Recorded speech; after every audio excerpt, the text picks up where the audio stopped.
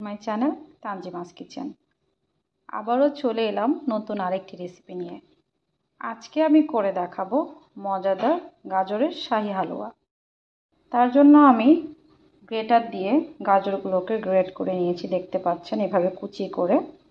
এখন চলে যাব মূল প্রণালীতে। এখন একটা ফ্রাই প্যান গরম করে তাতে দিয়ে দিয়েছি পরিমাণ মতো বাটার। এরপর আমি দিয়ে দিয়েছি 3টা এলাচ।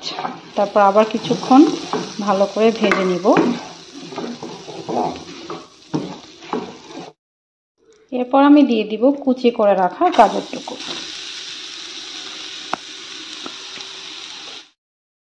এখন আমি গাজরটাকে ভালো করে নেড়ে চেড়ে অপেক্ষা করব যতক্ষণ না পর্যন্ত গাজরের কাঁচা গন্ধটা দূর হয়ে যায়, ততক্ষণ পর্যন্ত আমি ভাজবো।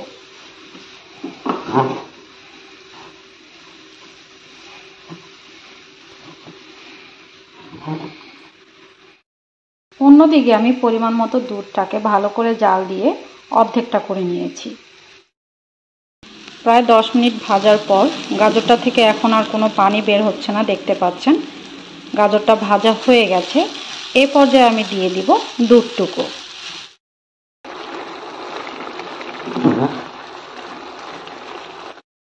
মাঝে আমি ঢাকনা তুলে গাজরটা ভালো করে নেড়ে দিব আর দিয়ে দিব সামান্য পরিমাণে লবণ। আমার আম্মু সবসময় বলে মিষ্টি জাতীয় রান্নাতে সামান্য পরিমাণে লবণ দিলে স্বাদটা দ্বিগুণ বেড়ে যায়, তাই আমি সবসময় এই টিপসটা ফলো করি।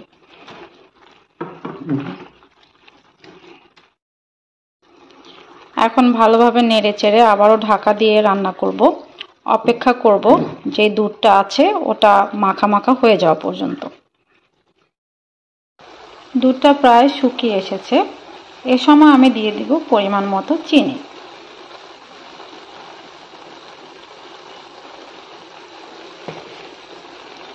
তারপর আবারও ভালো করে নেড়ে চেড়ে নিব।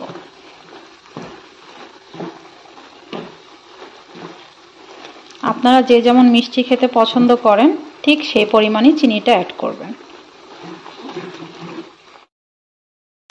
পানিটা পুরোপুরি শুকিয়ে গেছে। এ পর্যায়ে চুলার আঁচটা মিডিয়ামে রেখে আমি দিয়ে দিব কয়েক চামচ গুঁড়া দুধ।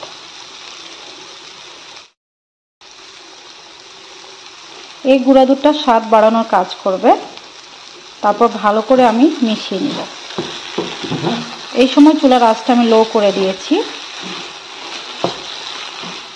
ভালো করে মিশিয়ে আমি চুলার জালটা অফ করে দিব। হয়ে গেল আমার মজাদার শাহী গাজরের হালুয়া। আমার রেসিপিটি ফলো করে অবশ্যই ট্রাই করে দেখবেন। আশা করছি সবার কাছে খুবই ভালো লাগবে। আমার আজকের রেসিপিটি ভালো লেগে থাকলে please subscribe my channel, like, comment and share. আজকে এ পর্যন্তই। আল্লাহ হাফেজ।